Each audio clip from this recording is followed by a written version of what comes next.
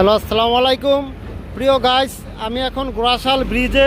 আপনারা দেখুন, এই যে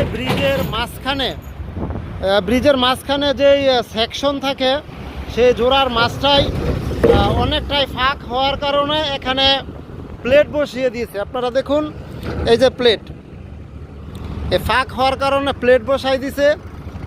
এজন্য এখানে অনেকটা রিস্ক হয়ে গেছে।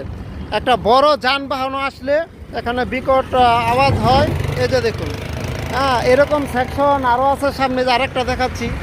এই যে আপনারা দেখুন আবার সেকশনটি, এই যে অনেকটাই নড়ছে। এই যে এই জায়গায় আরেকটি সেকশন দেখুন, এই যে আরেকটি সেকশন। এই সেকশনটার মাথাটা বেশ খানিকটাই অনেকটাই গর্ত হয়ে দিক দিয়ে হয়তো বা প্রাণী ড্রেন হচ্ছে, কিন্তু তাও একটি রিস্কি।